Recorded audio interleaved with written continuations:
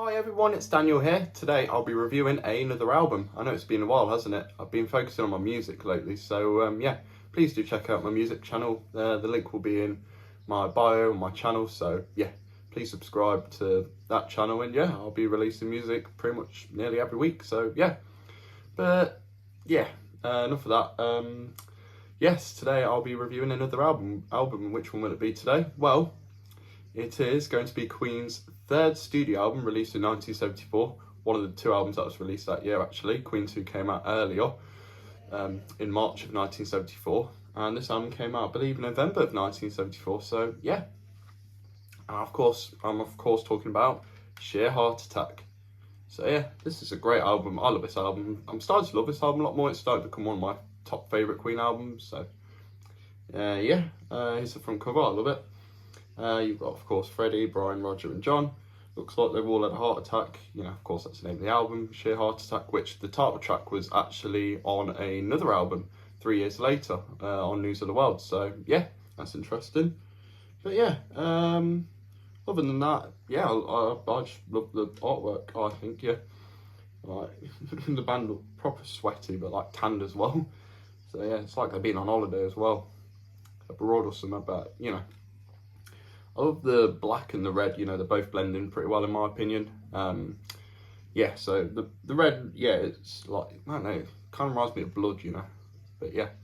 Overall, this album, you know, is pretty much a shift from the first two albums.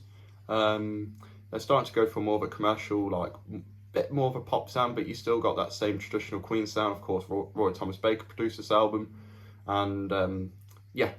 And then you'd work on their next album, A Night at the Opera, which I still need to own all these albums. And then, of course, they would come back for Jazz, which I've done a review on as well. So, yeah, very cool. So, yeah, here's the front, here's the spine, and here's the back. So, yeah, this is the 1993 remaster. Very good in my opinion. They did a very splendid job at remastering this album. So, yeah. So we have 13 tracks in total. So, yeah, let's go through each one by one. So, yeah. The album opener is Brighton Rock, and what a track this is. I love this track a lot. The guitar work from Brian May is fantastic, and then you get that fairground like sample at the start. Well, it's not a sample, but yeah, it's music you'd hear in a carnival. But yeah, of course, Queen didn't use synths in the 70s. It wouldn't be up until the game where they would start using synths. But yeah, absolutely fantastic. Literally, like, Freddie's vocals are great. I just love how progressive this track is, you know.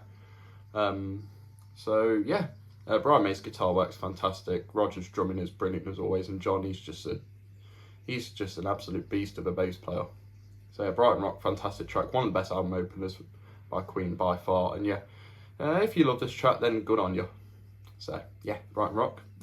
I love this track. It's the longest track on the album. It's just over 5 minutes. Another thing that I love about this album is that most of these tracks like continue from the last, so yeah, it's pretty much like one big whole story. And also Brighton Rock makes me want to go on holiday, and yeah, I'll talk about the lyrics in a bit, but yeah. The next track is, of course, the big hit Killer Queen, you know. Yeah, that finger snapping at the start, and then you get the piano, and yeah, brilliant track, I love it. Roger's drumming just brilliant as always, and that bass line from John, absolutely melodic and crazy, you know. And Brian's guitar solo is brilliant. I love the lyrics, just everything about this song. I just think it's a really cool pop song, and yeah, definitely made the band famous. So thank you, Killer Queen, for making Queen more popular. So yeah, I'll say this is pretty much the Seven Seas of Rye, this album. Of course, Seven Seas of Rye was the closer to both Queen 1 and Queen 2. Queen 1, you know, it was pretty much like a minute long. It was an instrumental, and then Queen 2, they fixed it and yeah, and made it much better and released it as a single, and that track made the band really popular. But yeah, I'll definitely review Queen 2 at some point. So yeah, 10-minute Funsters, the next track. This track's a pretty cool, you know, pretty cool rocker, sung by Roger, and I just love the way like he sings. You know, he has a very different voice compared to Freddie and Brian. Yeah, quite a gruff voice, but I love that. And yeah, this is one of my favourite Roger songs, along with I'm in Love with My Car, Fun It, and More of That Jazz. All fantastic songs, I think. But yeah, and then that fades into Flick of the Wrist. Brilliant track, aggressive, love it. I love Freddie's vocal, and the chorus is brilliant. And yeah, it's just a proper, like, proper like, yeah, I don't know how to describe it, but yeah, the drum beat's proper like, it's just proper smooth, but like aggressive and angry at the same time. Yeah, I don't know how to describe it, but this track's just brilliant, and the way they did it live was just brilliant as well. So yeah, Freddie sings it brilliantly. I love how he can sing like really soft and then really like hard and aggressive. But yeah, the next track is Lily of the Valley, a very pretty track. The harmonies are great, the piano is just beautiful. You know, no one talks about how great Freddie was was as a pianist. You know, he was a very he was an absolute like god of the piano. But everyone says how great he is as a singer. I agree with that. He is definitely the best singer in the world, in my opinion. But no one ever talks about how great he was at the piano.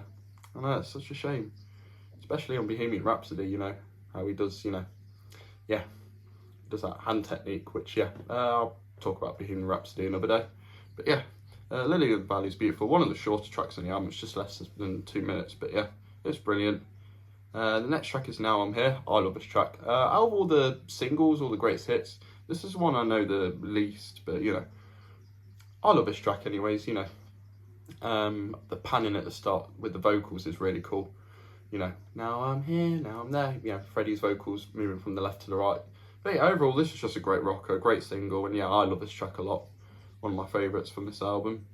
Yeah, that's side one. Side two starts off with In the Lap of the Gods. Brilliant track. That screaming from Roger at the start is fantastic.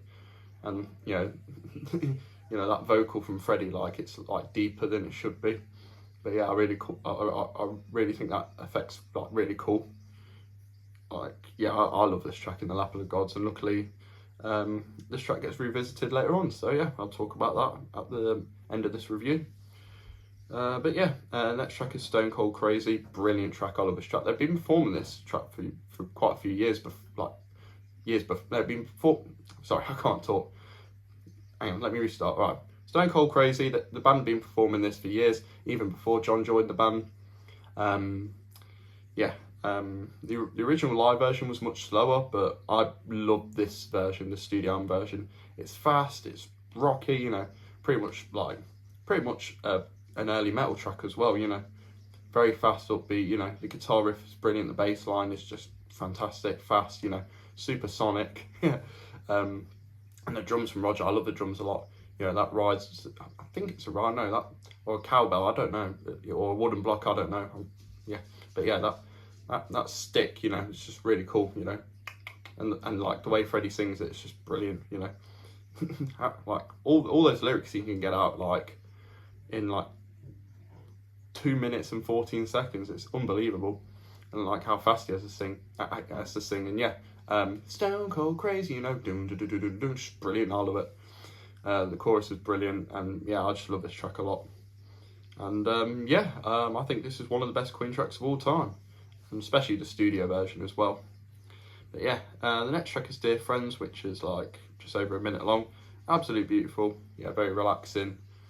Freddie sings it brilliantly and beautifully as well. The piano is just gorgeous, and yeah, just pretty much a Freddie track, isn't it? So yeah, the next track is Misfire. Now this is one of my favourite tracks on the album. Definitely the most underrated track on the album. Written by John as well. A very melodic bass line. The acoustic guitars are played by John. Just a brilliant track. I love the chorus. I love the key changes at the end. It's just a brilliant track. I love Misfire. If you've never heard this track, you definitely have to. Yeah, I'm surprised this wasn't released as a single. It's quite short, but you know, short, sweet. Not sure about simple, because that bass line's very melodic, and you know, it changes dramatically. I mean, it's a John song. I mean, come on, like John is one of the best bass players of all time, and you know, he didn't like to play things by the rules. You know, he just like to do his own thing. But yeah, next track is the comedic Bring Back That Leroy Brown. Brilliant track. I love it. I've always wondered who did the bass vocal in this track. If you know who did the bass vocal, please let me know in the comments. But yeah, I love this track. That banjo lele, the double bass as well, played by John, which I think this is his first time he plays double bass. He'll play it again on 39, which is from Not in the Opera, of course. So yeah, and speaking of Brian May's songs, She Makes Me, Stormtrooper in Stilettos. This track is sung by Brian, and yeah, I love the reverb on the drums. I just think I think this is a fantastic track. Like quite soft, you know, quite a pretty track actually. You know, I love the way Brighton sings it, and yeah, I think he has a great voice, and yeah, I love his track, you know, quite underrated, quite underappreciated, but yeah, or unappreciated, but yeah, I love this track a lot. And yeah, and then the album ends off with In the Lap of the Gods revisited, and yeah, this is a great album closer. Yeah, that chant as well, ooh la la la, just brilliant. I love this. A great reprise, the piano playing from Freddie's brilliant. Just the musicianship between these four guys, just brilliant. I love Sheer Heart Attack.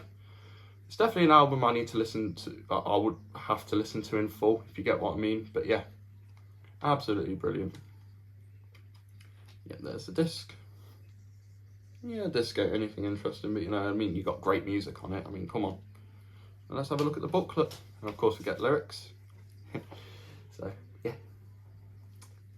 So yeah. Produced by Roy Thomas Baker and Queen. Roger Taylor on drums, vocals, percussion and screams. Freddie Mercury on vocals, piano, jangle piano and vocal extravaganzas. John Deacon on bass guitar, double bass, acoustic guitar and almost all guitars on Misfire. See, told you.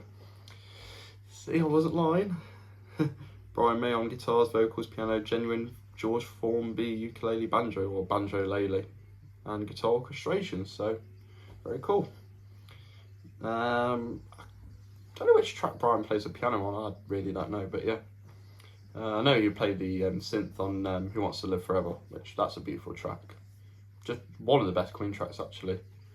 And yeah, that's from the album A Kind of Magic, of course, and Highlander, which I still need to watch. But yeah, there are the lyrics. Brighton Rock, Killer Queen. Happy little day, Jimmy went away. Just brilliant. Tenement Funster. Flick of the Wrist, Lily of the Valley. Yeah, a lot of Freddie Mercury songs. Now I'm Here was a Brian May song. In the Lap of the Gods, Stone Cold Crazy was written by all four members. I think because, yeah, John didn't join the band until 1971. I think this was an instrumental originally, but I could be wrong, I don't know. Dear Friends, the piano's played by, in Dear Friends, the piano's played by Brian, I reckon, because he wrote the song, so yeah. Misfire, of course, John Deacon. Don't you Misfire, fill me up. I love Misfire. One of the most underrated Queen tracks of all time.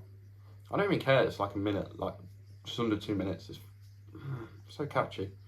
Bring Back That Leroy Brown, such a comedic song, you know. I don't know, it's a bit dark, but you know, the humour works in my opinion. Better than other tracks, yeah. She Makes Me, Stormtrooper Stilettos. Yeah, Brian May loves his astrology and stuff. Oh, Stilettos, yeah. And then In the Lap of the Gods revisited. And we've got other albums, yay. Which ones have we reviewed? We've reviewed that one, and that one. I Still Need Night at the Opera, Date the Races, News of the World, The Game, Flash Gordon. I don't really want to buy live albums. Yeah, I've listened to bits of live albums before, but I don't know, I'd rather just watch like a video of, you know, if you get what I mean. And then we've got Queen 1 and Queen 2, and yeah. I love Sheer Heart Attack, brilliant album. If you love this album, then good on you. So yeah, thank you for watching everyone. This will be my review of Sheer Heart Attack, Queen's third studio album from 1974. If you only know this album for Killer Queen and Now I'm Here and maybe Flick of the Wrist, then yeah, give the other tracks a listen. This is an absolutely fantastic album, like I keep saying, but you know, might as well give this album enough love, and you know. But yeah, so yeah, thank you once again everyone. Is this your favourite Queen album? Is it like in the middle? Do you prefer a few other albums? Please do let me know in the comments. Thanks once again everyone, take it easy, and I shall see you all next time in a bit, and bye bye.